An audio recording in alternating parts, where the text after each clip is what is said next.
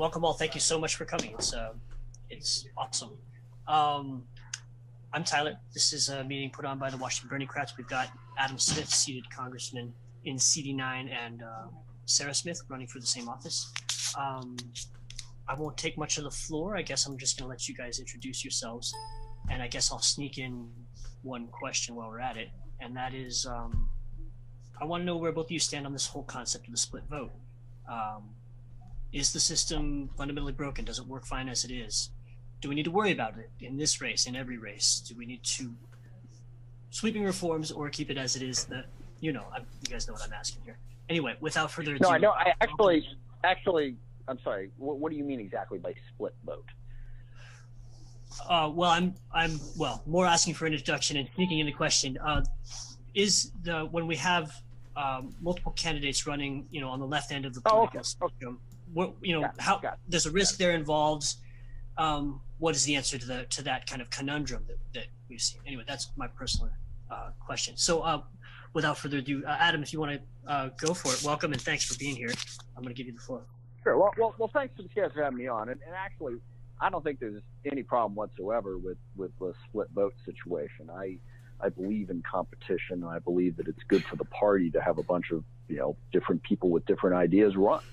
And every individual, every Democrat, every progressive, every person voting in the district then has to decide who the best candidate is. So I don't think it's a problem at all. I think it's representative democracy at work, and it's the way it ought to be. It's always my firm belief that I am the best person to represent the 9th District, that I'm doing the best job, will continue to do the best job, but I got to make that case. So I don't have a problem whatsoever. If you have more than one Democrat running in a race, I don't think all Democrats should just sit on the sideline. Now, I do understand that the greatest threat that we face right now comes from Donald Trump and the Republican Congress. We see it every day. They're certainly on clean energy. This week has been the biggest one, just rolling back all of the progress that we have made, and we need to stay focused on that. But I honestly believe we can do both, and I think we're better if we do. We're better if we have a robust debate within the progressive movement about who best to represent us, what the issues are, and what the ideas are, and also focus on defeating Donald Trump's agenda and the agenda of the Republican Party. Final thing I'll say on this note, as we go forward, one of the questions you said that you really wanted to focus on here was, what's the future of the Democratic Party? And in sum, we have to build a coalition large enough to win elections and govern. But I think we build that coalition on ideas, not on people. What do we stand for? What are we going to do to bring universal access to health care to everybody? What are we going to do to make sure that Social Security and Medicare are preserved? Well, Medicare ties into health care, but Social Security is preserved for all time. What are we going to do to give people access to the education and the job training that is necessary? What are we going to do to address the income gap and hold corporations accountable for the way they treat workers in the environment, among other things? As long as we have an issue-oriented discussion, I think you get more better ideas from a diverse group of people, and eventually we are stronger. Now, once we're done with that debate, the key is we then have to be united going forward. But part of being united is addressing the issues that people are concerned about. Look, if you have a primary, someone wins and they ignore an entire chunk of the party and ignore the issues that are important to them, then I don't think you can come along and say, well, we got to be united. The issues matter, and it's on the issues that we're going to win. It's on the issues that we're going to build the coalition necessary to be successful. Great, thanks. That's Adam Smith, seated representative, CD9. Sarah, you want to follow up? Sure, yeah. So I agree pretty much that I absolutely think that competition in a primary is very important. It significantly strengthens the party itself. It significantly strengthens the voting pool. It brings in new voters. It re-engages disenfranchised voters. Look at what Bernie's legacy is. That's what he did. He engaged a whole demographic of people to come out and become engaged and start joining in local politics and things like that. And so I understand. I agree with Adam that we do need to. It is about the issues. It's about the issues that we're debating, but it's more than that. It's also about the solutions that we're bringing to the table. So it's not just about candidates that are running that are going to be talking about issues. It's about candidates that are running that are talking about progressive solutions. So we need to make sure that we're not just focusing on what the problem is, but we're focusing on how we're going to be fixing it as well. So I think by and large, having more people in a primary engages us in that discussion. It expands that discussion to more people, and it brings more people to the table and more voices to the table, which is really what we need. We're looking for a representative democracy. We're looking for a democracy that's of the people, for the people, and by the people. And if the people wind up choosing one candidate over another in the primary section to move forwards into the general, then I think that's what we need to obey, is the will of the people, because that's what it's about. We're here to serve our constituents in our district. We're not here to serve ourselves. Great, thank you both. Oz, you ready? I'm gonna hand to you if you're ready.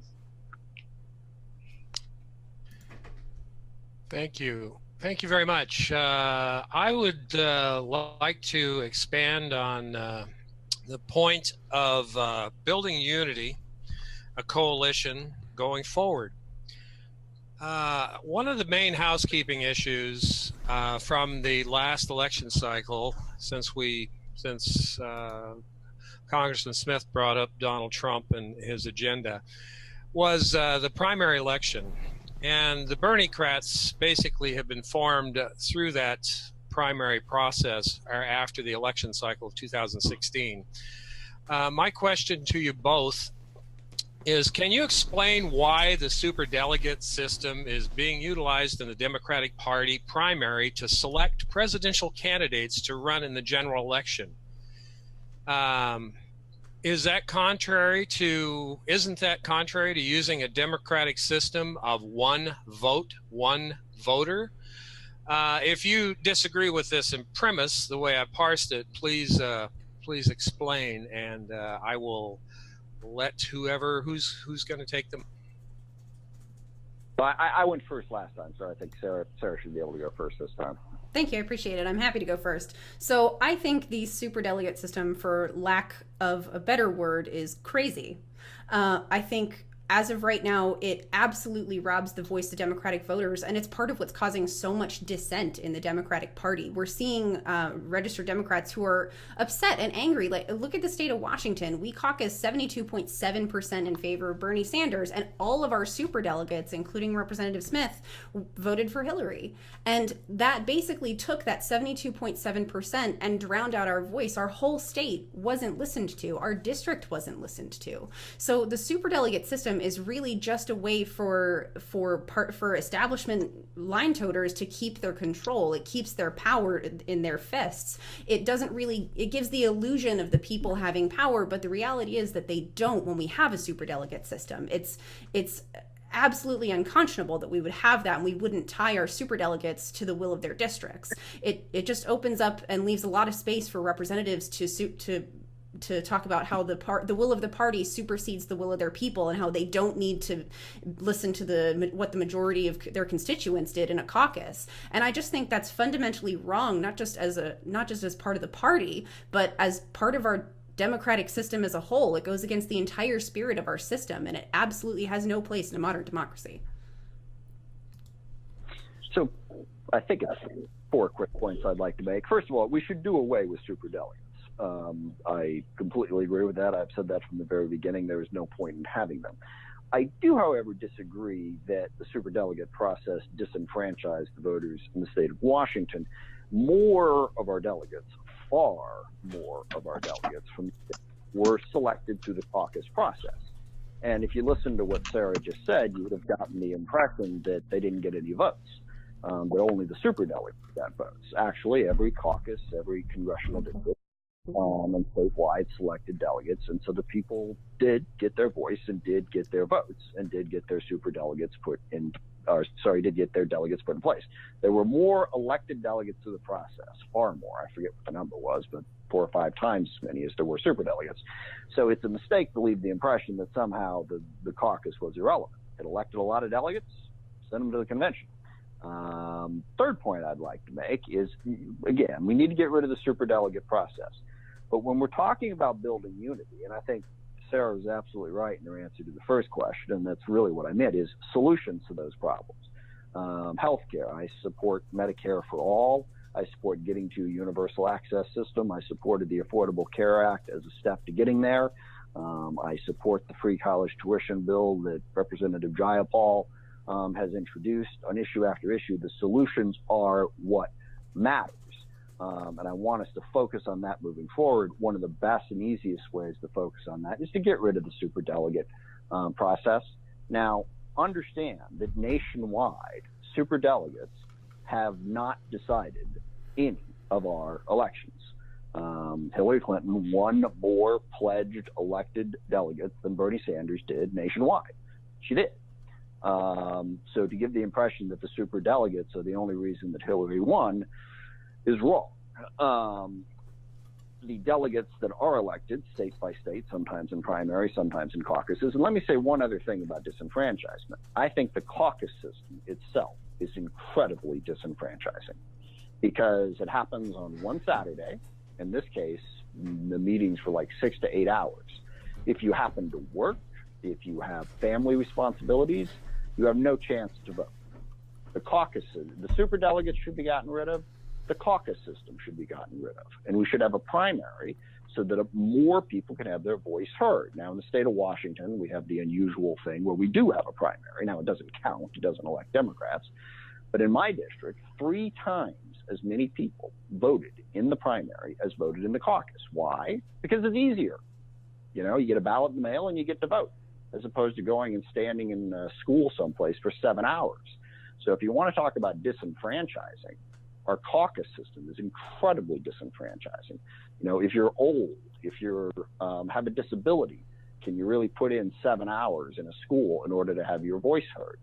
So yes, get rid of superdelegates, but I also think we should get rid of the caucus system so that we can have more Democrats and more progressives have their voice heard in who should be our presidential candidate.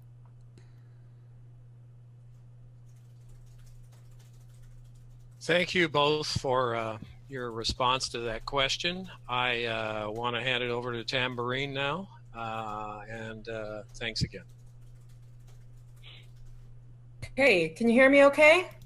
Yep. Yes. See me okay? Yes. So before I move to the first question from our Facebook audience, I just want to have a little caveat in regard to that last subject matter.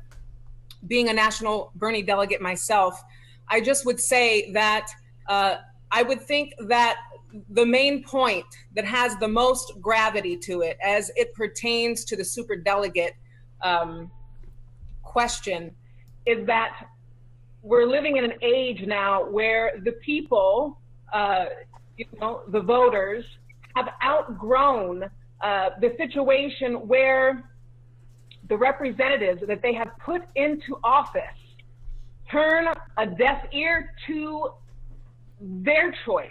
And so we can say many things, I believe, about last year's primary in regard to why Hillary Clinton got the nomination. But as far as it pertains to the superdelegates, the bottom line is that this state, as I believe Sarah gave the number, 72.7% of the state overwhelmingly went for Bernie. And unfortunately, though every single one of the elected superdelegates went for Hillary Clinton. So it's the rub in regard to that. Well, people want their representatives to vote with yes? Yeah, okay. Look, I think the most important thing, as I said before, is that we move forward and work together to put together a positive agenda. But if we're going to have this discussion, I have to have this discussion. And again, the simplest and best thing to do. You're absolutely right. There shouldn't have been superdelegates last time. There should not be superdelegates. I sincerely hope the DNC has learned their lesson. I will lobby that way. But I disagree wholeheartedly with the notion that I ignored the will of my constituents. And I will tell you why. Because we did have a primary. We did have a thing where people were given a ballot. It was sent to them. They could check a box and they could vote more easily than going through a caucus system. And in my district, Hillary Clinton won that primary with 60% of the vote in a primary where 3 times as many of my constituents voted as in the caucus. So if I've got an election where 3 times as many people voted and 60% went for Hillary, but in a caucus, 70% went for Bernie, then it's a lot tougher question than just saying I ignored them, which is why, again, and none of you have addressed this issue, the caucuses are disenfranchising. The caucuses themselves are unfair to the voters that I represent. And the disparity in the results between the primary election in our state and the caucus only make that point 100% clear. Indeed, and you are correct. Both need to be done away with. But as you said also, the primary really doesn't count. It's known as a beauty contest. So yes, but the people voted. They voted. You're right, saying their votes don't count because of the Democratic Party rule? We're a caucus state. So it was the caucus that determined who was going to be the nominee, correct? But, well, yes, but we're talking about representing the voices of the people in the district. We're talking more broadly than just about, I mean, you're just sort of throwing the rules out there. I mean, the superdelegates are in the rules too, but that's wrong. Okay. Well, isn't it true? I just am curious. Isn't it true that each superdelegate is equal to 8,000 constituents? Yeah, I have no idea. I do know that there are fewer superdelegates than there are pledged delegates by a fairly comfortable margin. I don't know. I mean, gosh, as a superdelegate, I represent 700,000 people in Congress. And look, I never asked to be a superdelegate. I never wanted to be a superdelegate. Never wanted anything to do with that. Okay, well, fair enough. I mean, I know we don't have a whole lot of time, so I'll move on to the first question from Facebook. This is from another National Bernie delegate, Dean McGrath, who represents the strong union supporter. He says, do you support, and this is to both of you, do you support U.S. spending $700 billion on the military budget when so many more things could be achieved for Americans at home with that money, i.e. education, single payer, healthcare? Sarah, do you want to go first? Or Adam, go ahead. Go ahead. Yeah, no, I'll just answer quickly. No, I don't. That's why I voted against the defense appropriations bill the last 3 years until when we came back after that, we got a smaller number. This year, the defense appropriations bill was $696 billion, and I voted against it. I don't think the number should be that big. Awesome. Sarah? I absolutely think our military budget is overinflated currently. We don't have civilian oversight. We don't have any kind of audits that we do regularly on our military budget. The last audit that we received, I think there was a $3.6 trillion amount that was just gone. It was just missing. It just was completely unaccounted for. And $3.6 trillion is, as I'm sure many of you know, more than 2 times the amount of the total outstanding student debt bubble. So right now we have a runaway military budget. We just had the vote pass the House that I do believe, I believe my records indicated that Smith actually voted in favor of the military budget, which provided $72 billion in an increase to, which is more than what Donald Trump was asking for military spending. So I believe that we are grossly overspending on our military budget. We have very little oversight on what's being spent and how it's being spent. I believe there was something I read recently too about a shipment of uniforms that went to the wrong place. We have so many extra stockpiles of munitions and things like that. And now we're entering a position where I believe Congressman Smith is also working on HR 3025, which is intended to help beef up our stockpiles some more against Russia overseas by providing more bombs and more guns to our bases in Europe, which is going to cost more and more money. And I just think someone needs to put their foot down and say the spending is out of control. We need to do something about it. We have problems at home. We need to be fighting. We have battles at home we've got to fight. We've got to fight the battle against income inequality, the battle for healthcare, the battle for access to education. We have things at home we need to concern ourselves with as well that are just as much as a threat to the people as threats abroad. Representative Smith, would you like to respond? Yeah, sure. I voted against the defense appropriations bill. What Sarah is referring to is the defense authorizing bill. The defense authorizing bill has to do with policy. And yes, it has a budget number in it as well, but it's the defense appropriations bill that sets the number.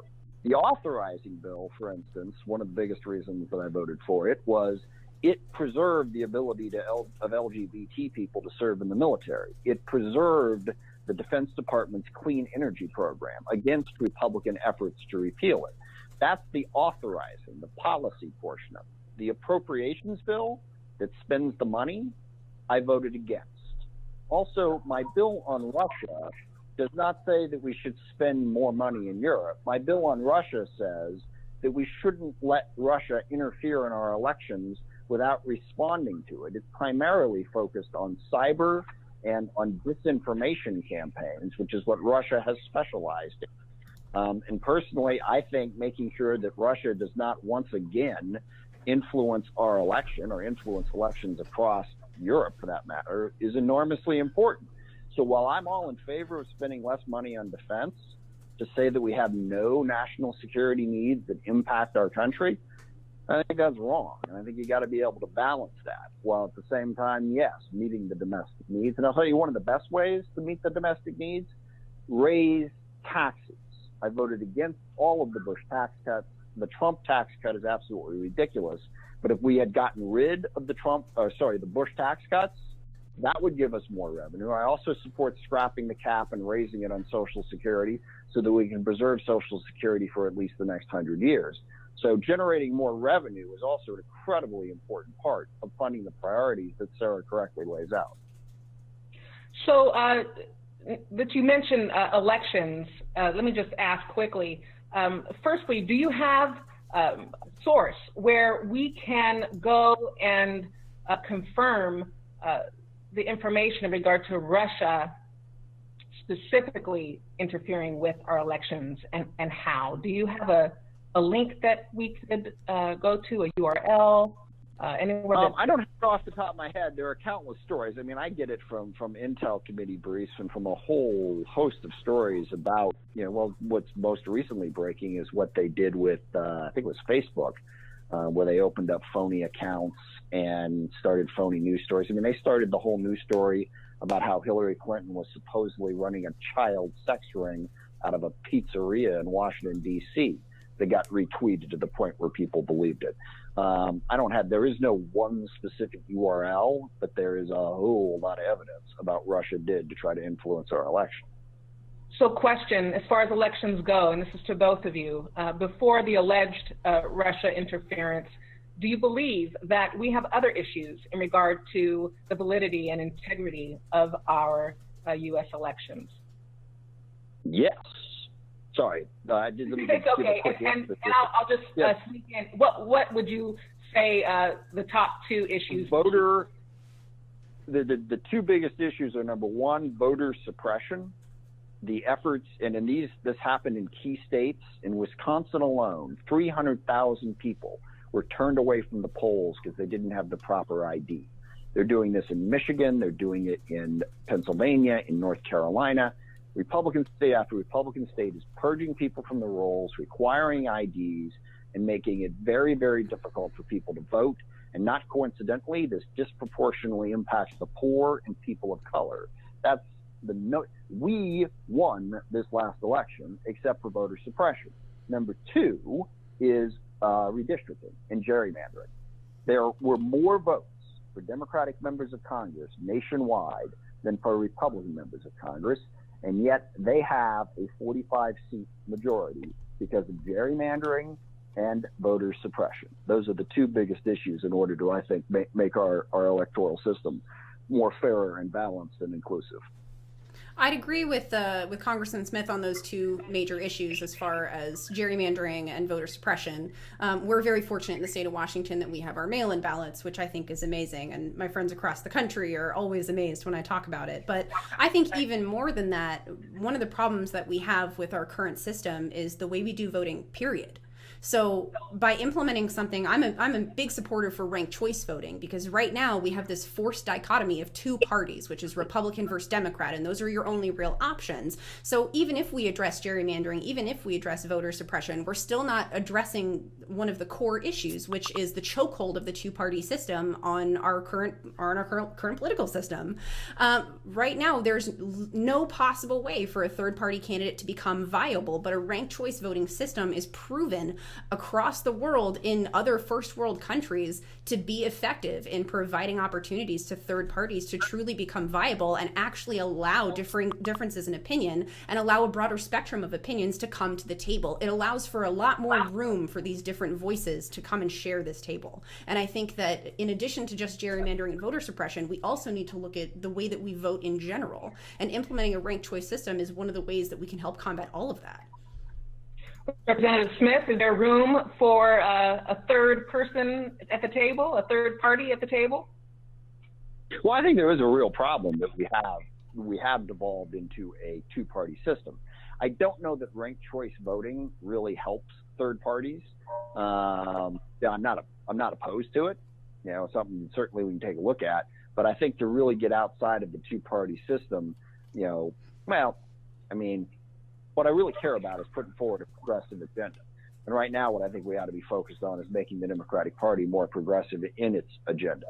I think you run a real risk in a third-party situation of splitting off votes and enabling the Republicans to win.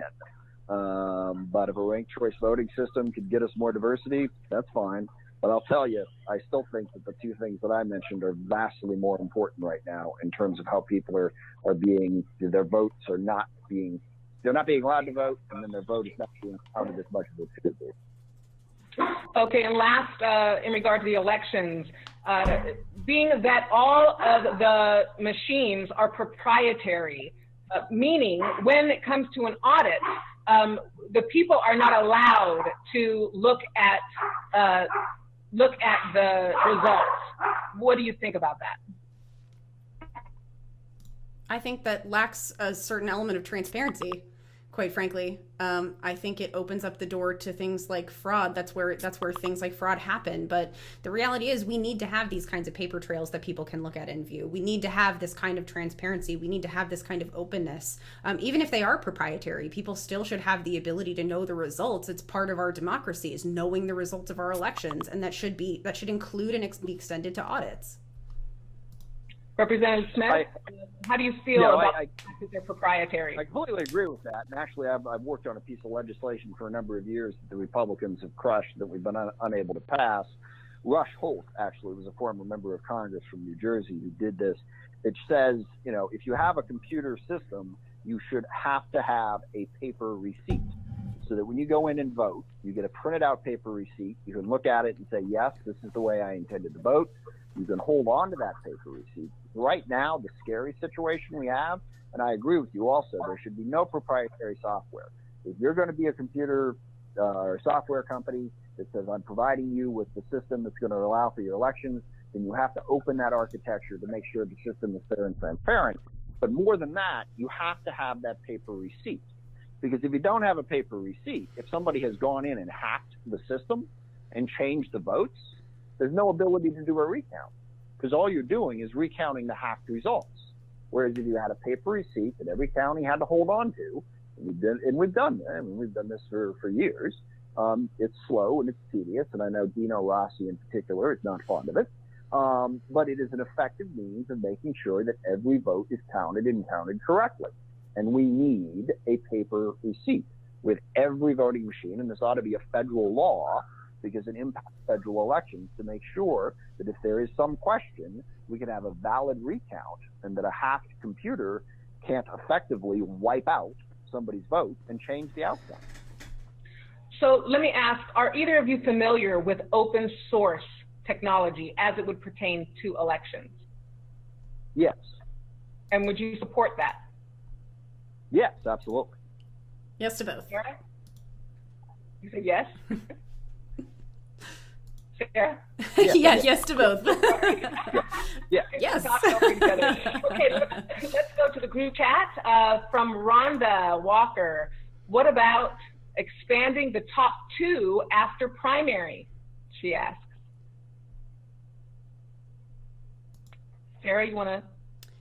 Just for some clarification, I just had a clarifying question. So expanding the top 2, so it becomes, are asking for like a top 3 primary, or what specifically? Yeah, 3 to 4, getting it past that top 2. That top 2 is really what hurts us. The open primaries is fabulous, but then, you know, we're stuck with just ends up being, you know, top 2 established. We want to really bring in third options when you do expand that to a top 3 to 4. How do you guys feel about that? That's a good question. It's actually not something that I've considered, is expanding the top 2 primary.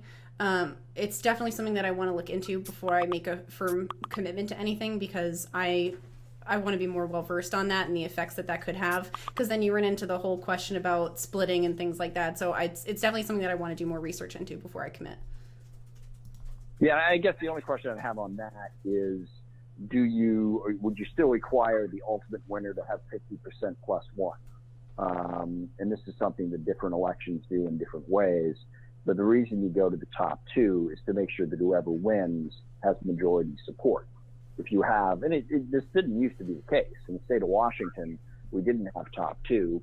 We had, you know, top Democrat, top Republican, and then you would have any other party and as many independents as you wanted. So people do want to hell. I won my first election against Randy Tate with 49% of the vote, because there was a third party candidate, I can't even remember the party that he was running under, that got 3% of the vote.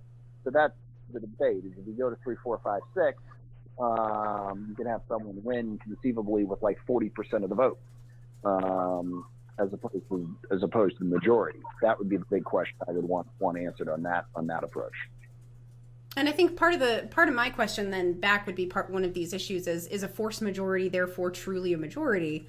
Because it circles back to ranked choice voting, because something like ranked choice voting would pretty much take care of a primary, when we wouldn't really have to have the conversation of a top 2, top 3 kind of primary. Yeah, and sorry to do this, but just in case people don't understand what ranked choice voting is, there is no primary in ranked choice voting. Let's say there's 6 candidates running. Everybody votes in November, and they rank 1, 2, 3, 4, 5, 6. And you go through and you count, and whoever comes in last is dropped out. And then that candidate's, all the people who voted for that candidate, whoever their second choice is, that gets added back in.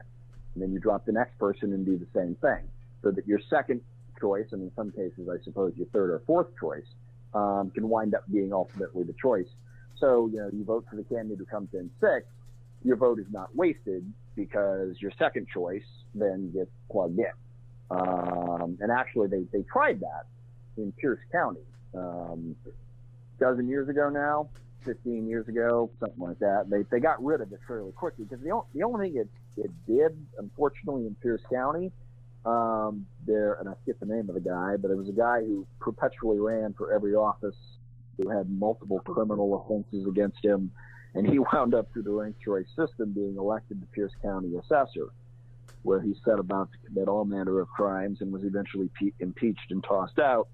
And then Pierce County got rid of ranked choice voting.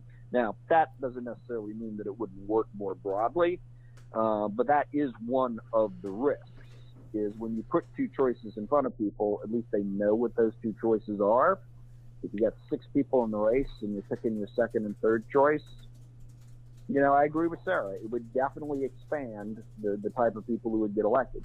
And in that sense, given the disenfranchisement that a lot of people are feeling, that could be a positive thing. But you got to sort of look at the history of it and see how to make it work in the best possible way. Awesome. We have a couple of great questions coming up here I want to get in. The next one is from Georgia Davenport, who is a powerful activist here with Whole Washington, our state single payer. And she has asked, do you support the anti-BDS bill? Section 4A1 reads, to oppose restrictive trade practices or boycotts fostered or imposed by foreign countries, or request to impose restrictive trade practices or boycotts by foreign countries. against other countries friendly to the United States or against any United States person. So basically, this is saying an organization or a country could be sued for boycotting, say, Saudi Arabia for its treatment of women. This is a serious issue. Let me How do you feel about it, yeah, Representative Smith? Yeah. The bill in question focuses primarily on Israel, and it is an incredibly complicated issue, as I have discovered. I do not support boycotting Israel. I have criticized them for their settlements. I just met with a Palestinian activist who I think is being unfairly charged with crimes when he's doing a nonviolent protest. I've spoken out against Israeli practices. I support a two-state solution. I think boycotting and divesting from Israel hurts Palestinians and hurts the peace process.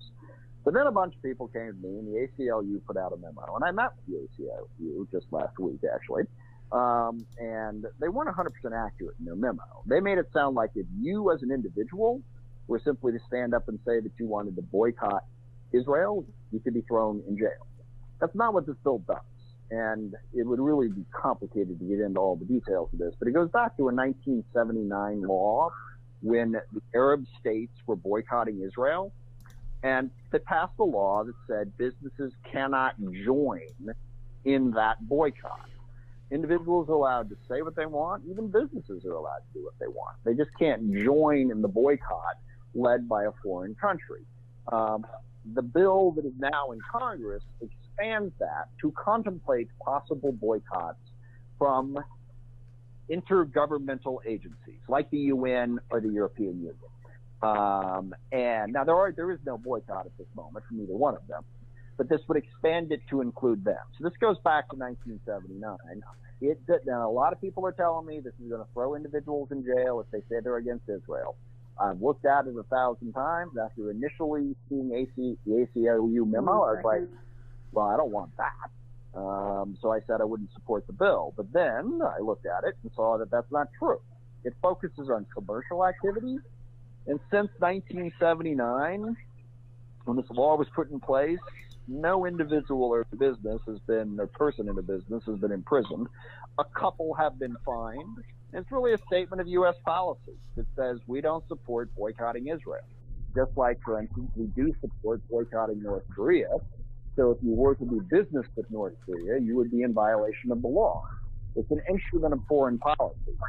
I don't believe that this law would apply to Saudi Arabia in that sense. I think it was pretty well specific, but I'll have to go back and look at that particular piece of it. And in any event, even if it isn't, any individual, any person, any business can say, I'm not doing business with them because I don't like the way, don't like anything about them, for that matter. It's just a matter of whether or not you join in an internationally organized boycott against Israel. Okay, Sarah. So I think that the scope of this bill in general it grossly misrepresents the effect of globalism in the 21st century. So this bill limits Americans' ability to participate in a global society where we want to speak out on moral issues. So it really shouldn't matter where the message on these moral issues is coming from. Americans should be able to use their money to speak out on human rights violations as they see fit. End of story. To limit that ability to utilize that speech in any way is to infringe on speech. And even with freedom of speech aside, there's another issue at stake that you run into with this bill, where the anti-BDS bill prevents companies from complying with international human rights laws. So if the UN chooses to sanction Israel, now corporations that are global have to contend with this problem of working within the confines of those human rights violations and any sanctions that are put upon them, and having American consumers be able to participate in those markets. The fact of the matter is, we are allowed to use our dollars to speak out on moral issues.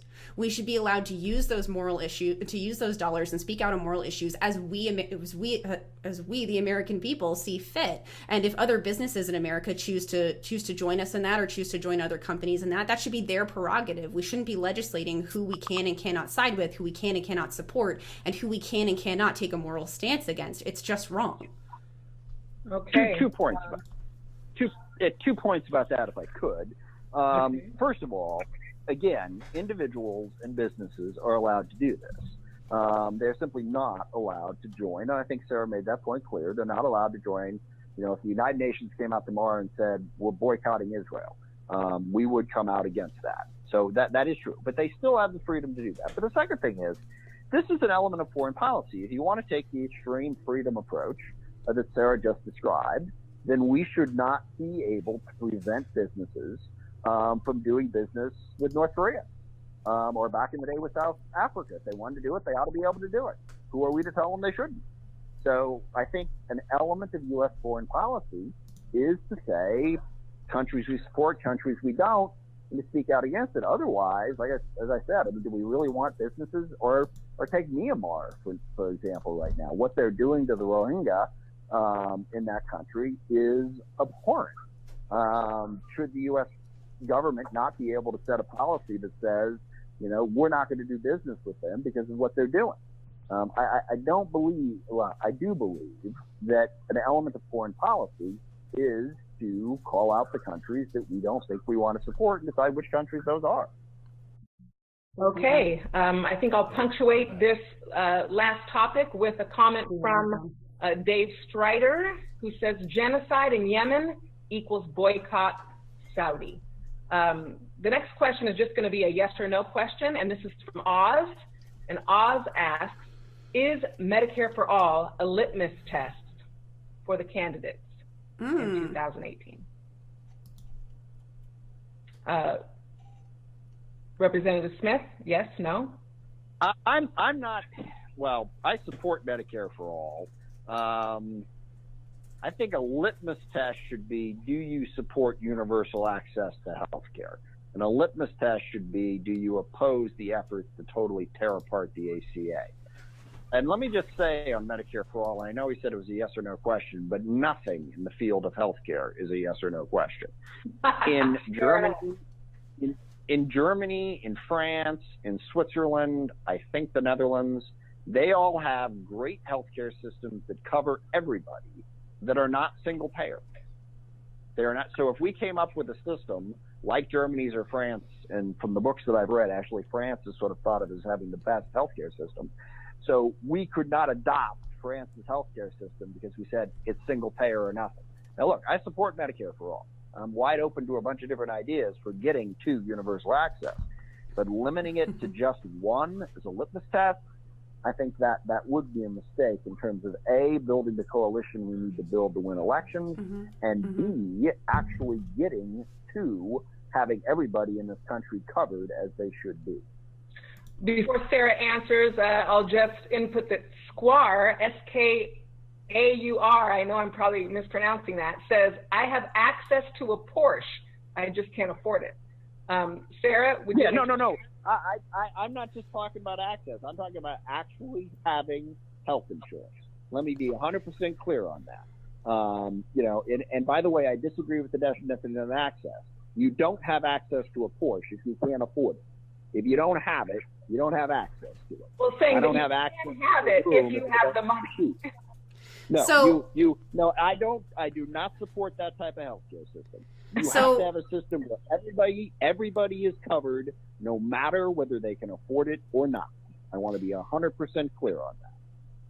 So, yes, I do believe it's a litmus test. And yes, I believe that any progressive worth their salt, any Democrat worth their salt, has a moral obligation to support single payer Medicare for All, HR 676. This bill has been introduced since 2003 every single year. Our healthcare situation has been getting worse and worse and worse. And we had a supermajority of Democrats in the House and the Senate and in the White House. And this bill was being put forward. We had an opportunity to provide single payer Medicare for all Americans, and we could have solved this problem. But we didn't have representatives in office who were bold enough to step forward and say, this is what what we want. This is what the people need. We have a moral argument here that we need to protect people. We have an obligation to people. We have a duty to our fellow Americans to provide them health care. This is a basic human need, and the government should be meeting its obligation to provide access to life, liberty, and the pursuit of happiness in the form of health insurance. All people deserve access to health care. All people deserve a single payer system. Now, if you want to have private systems around that one, that's fine. Let them fend for themselves. But at the end of the day, we need to have a single payer system that's going to cover all Americans, regardless of their income, regardless of their life status. This is an urgent issue. This is something we need to take care of now. We need to take care of sooner rather than later, because we can't wait another 13 years for a bill like this to come up. We have an opportunity and we need to seize it for single payer universal Medicare for all. Indeed. Okay. And let me just say on healthcare. Okay, go ahead. I'm sorry. No, if you can make it real quick, because we have a few really great questions I want to get in. That's fine. I'll let it go. Take the next questions. Okay. We would like to know how you both feel about socialized higher education.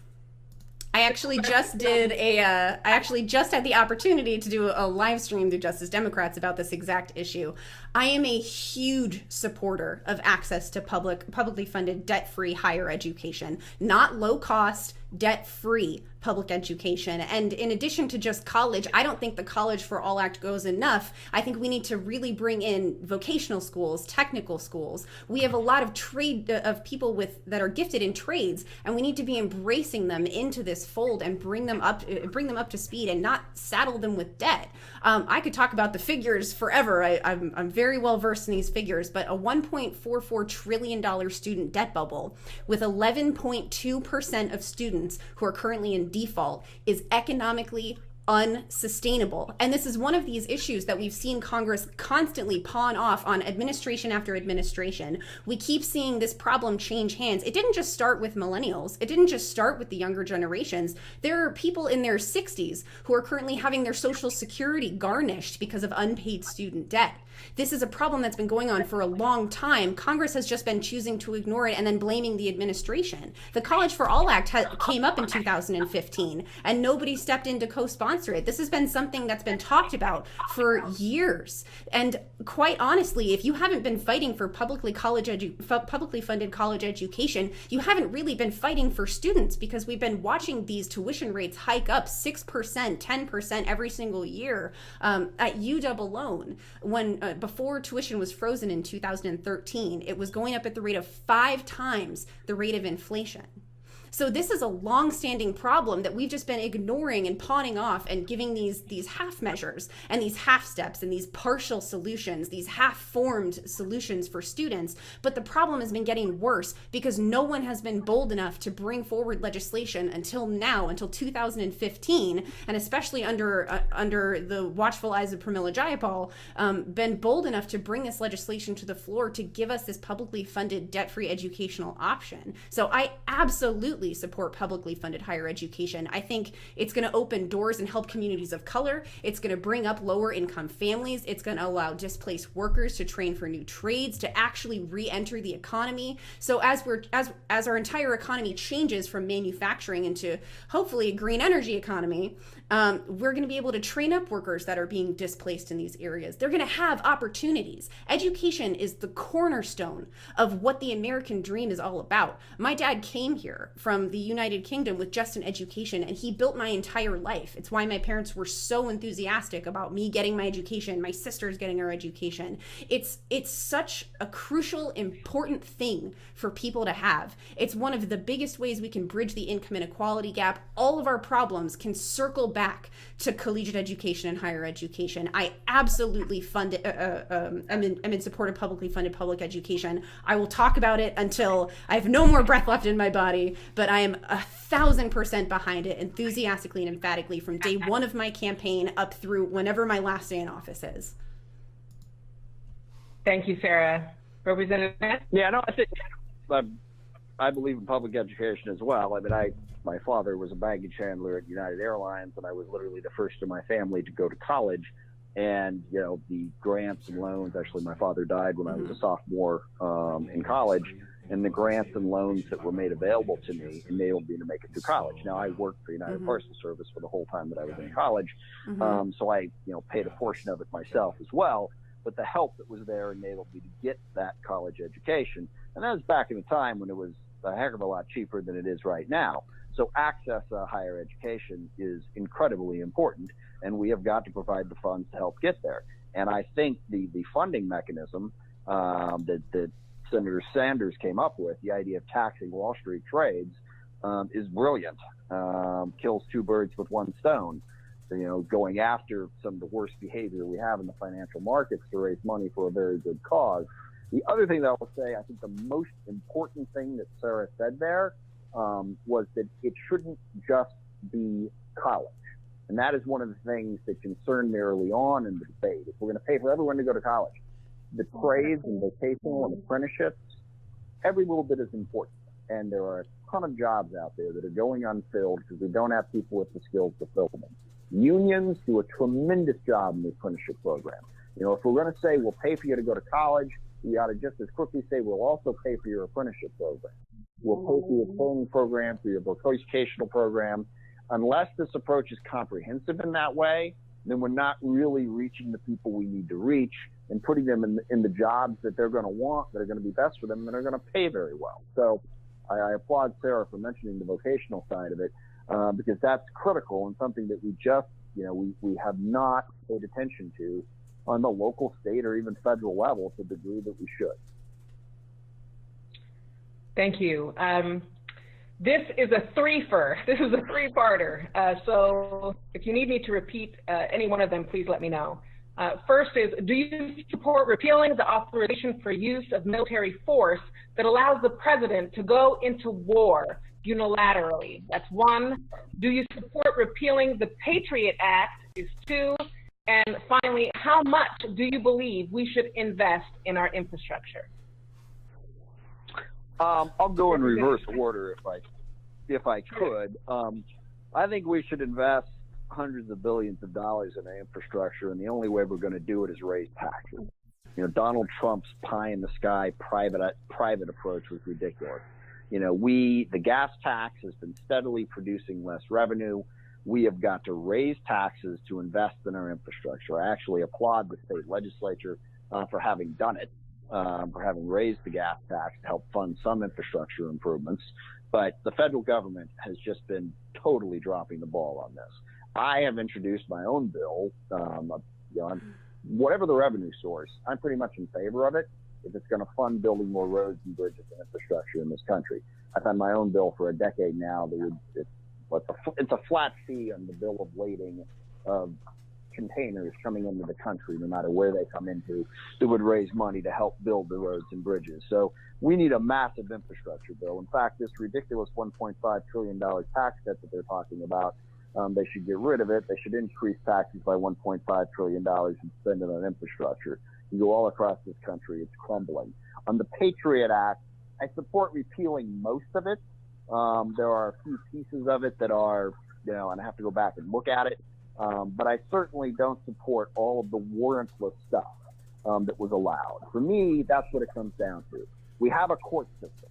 You know, if you want to look at someone's library records, you want to look at whatever records, you have to get a warrant.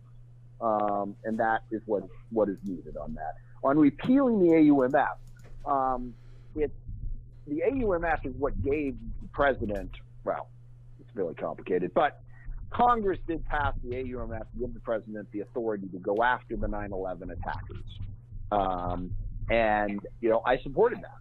You know, I mean, it was 9/11, it was Afghanistan, we need to do that. Since that time, Presidents Bush, Obama, and Trump have taken that to expand the war all across the globe. So I think we should repeal the AUMF. Now, I'll be honest with you, we do still face a terrorist threat. ISIS, Al-Qaeda, there are groups that are plotting and planning attacks against us. So we should repeal the existing AUMF and have the president come to us and say, this is the authority I need, but it needs congressional approval. Bootstrapping everything back to the 2001 AUMF has, in fact, done what your questioner said. it has given the president unlimited authority to commit military to attacks from Libya to Somalia to Yemen to all over the place, without any congressional oversight and without the type of oversight that is necessary.